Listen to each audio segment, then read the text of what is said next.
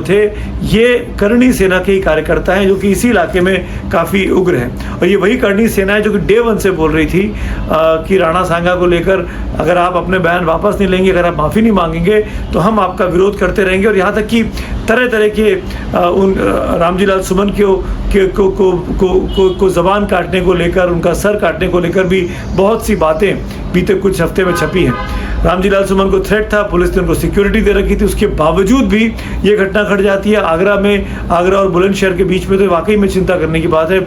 और बता दूं, रामजी लाल सुमन जो कि एक दलित नेता हैं, बड़ी तेज़ी से पश्चिमी उत्तर प्रदेश में अपनी पहचान बना रहे हैं। समाजवादी पार्टी भी पूरी तरीके से उनके पीछे खड़ी हुई है। समाजवादी पार्टी के तमाम नेता आज इस मामले को प्रेस कॉन्फ्रेंसेस कर प्रोटेस्ट कर अपना विरोध भी जता रहे हैं। अखिलेश यादव की भी आज एक पत्रकार वार्ता होनी है। तो जाहिर तौर पर एक बड़ा मुद्दा जो राजपूत बनाम दलित का है, जिसमें राजपूतों के साथ भारतीय जनता पार्टी खड़ी दिखाई दे रही है और दलितों के साथ सपा खड़ी दिखाई दे रही है। और खासकर रामजी लाल सुमन तो उस कम्युनिटी से आते हैं, दलितों की, जिस कम्युनिटी की नेता मायावती हैं बीएसपी की।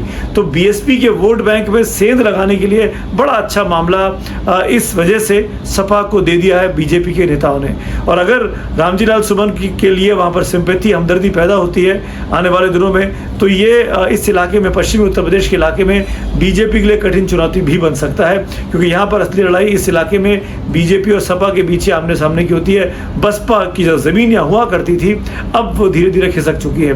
तो ऐसे में रामजी लाल सुमन पर जो हमला हुआ, उसे 3-4 चीज़ें निकल कर आती हैं। लोगों को आपने पकड़ा, जिन लोगों ने हमला किया, लेकिन उनको थाने से ही जमानत मिल गई। इस पर विवाद आगे बढ़ेगा, पहला मामला। दूसरा मामला, दलित नेता हैं, दलित बनाम राजपूत की लड़ाई में सपा पूरी तरीके से रामजी लाल सुमन अपने सांसद के साथ खड़ी है, तो सपा इसको अपने फायदे में बनाएगी। बीजेपी के लिए क्या दलित उससे दूर नहीं होंगे? क्या बीजेपी के लिए इस तरह के वीडियो जो सामने आया जहाँ पे टायर फेंके जा रहे हैं, क्या बीजेपी के लिए ये उल्टा नहीं पड़ सकता है? तीसरी चीज़, कानून व्यवस्था को लेकर, जो कि उत्तर प्रदेश की एडमिनिस्ट्रेशन और पुलिस पे आता है कि जब एक सांसद का काफिला है, उस सांसद का जिसको पिछले कुछ हफ्तों से लगातार जान से मारने की धमकी मिल रही है, फिर क्यों नहीं सुरक्षा के पूरे इंतजाम किए गए, क्यों कहीं पर कोताही बढ़ती गई?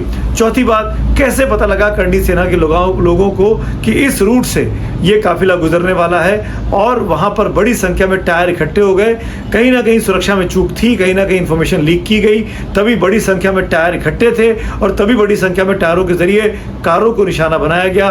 कोई बड़ा हादसा हो सकता था, कोई बड़ी आपदा हो सकती थी, और ऐसे में सवाल खड़े हो जाते कि आखिरकार ये हुआ तो क्यों हुआ और किसकी लापरवाही के कारण हुआ। ये तमाम सवाल हैं जिसके जवाब आने वाले वक्त में उत्तर प्रदेश की राजनीति को गरमाए रखेंगे।